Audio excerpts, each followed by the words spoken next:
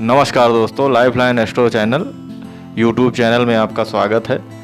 दोस्तों, कुंडली के माध्यम से काफ़ी योग जो होते हैं उनके बारे में आपसे बात हुई। काफ़ी योगों के बारे में बताया गया।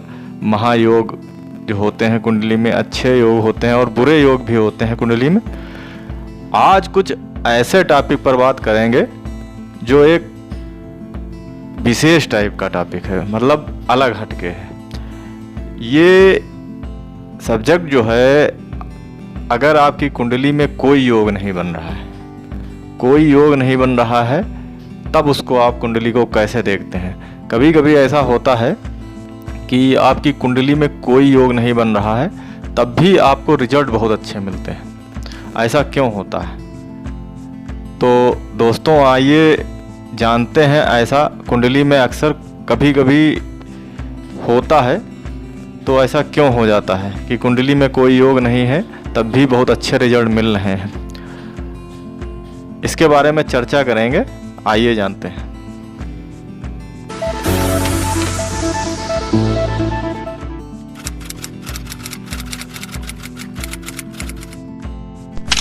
दोस्तों, अगर कुंडली में कोई योग नहीं बन रहे हैं आपकी कुंडली में, तो कुंडली को कैसे देखेंगे? अगर कुंडली में कोई योग ना दिखे, तब संख्या योग होता है। संख्या योग को देखें आप। संख्या योग क्या होता है? इसमें जो होता है, राहु और केतु को छोड़कर, ये जो राहु और केतु ग्रह होते हैं, इनको छोड़कर बाकी ग्रहों से ये योग देखा जाता है। अब इसको कैसे देखते हैं? सबसे पहले आप राहु केतु को हटा के देखिए कि सातों ग्रह जो हैं आपके कहाँ बैठे हैं। तो सातों ग्रह में अगर सातों ग्रह जो हैं 7 राशियों में बैठे हैं, तो ये वल्लकी एक योग होता है। वल्लकी या वीणा योग बनाता है। इसी प्रकार से अगर सातों ग्रह जो हैं कुंडली में 6 राशियों में बैठे हैं, 12 भाव होते हैं, 12 राशियाँ होती हैं, और 7 ग्रह अगर 6 राशियों में बैठे हैं, तो ये दामिनी योग बनाते हैं। इसको दामिनी योग कहते हैं। इसी प्रकार से सातों ग्रह अगर 5 राशियों में बैठे हों, तो पाश योग बनाते हैं। और सातों ग्रह अगर 4 राशियों में बैठे हों, 7 ग्रह जो हैं राहु और केतु को छोड़कर सातों ग्रह 4 राशियों में बैठे हैं, तो केदार योग बनाते हैं।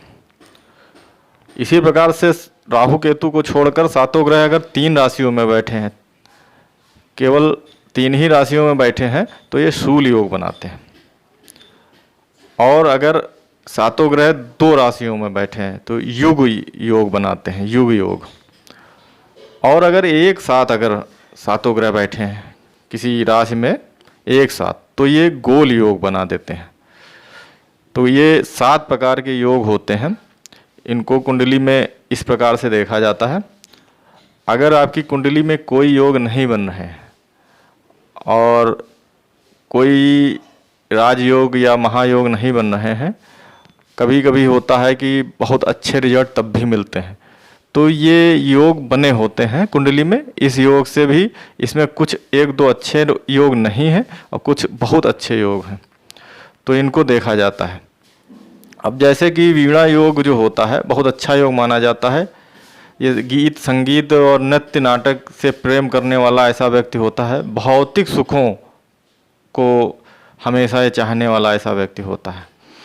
दामिनी योग में जो होता है, त्यागी टाइप से व्यक्ति होता है, परोपकारी होता है। और पास योग में भोगवान टाइप से होता है व्यक्ति, धनी भी होता है, चरित्रवान भी होता है।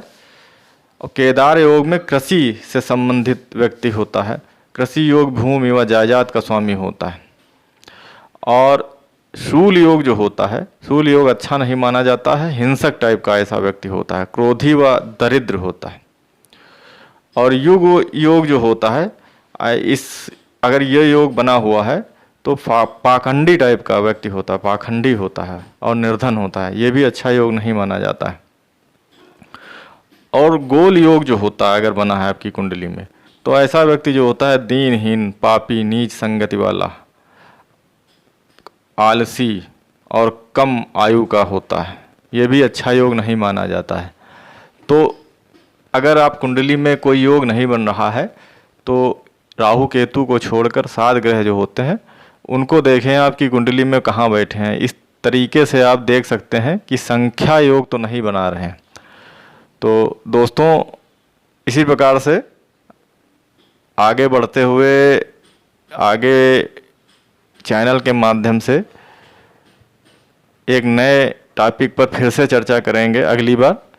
फिलहाल यहीं तक, मिलते हैं अगले वीडियो में। तब तक के लिए नमस्कार, धन्यवाद मित्रों।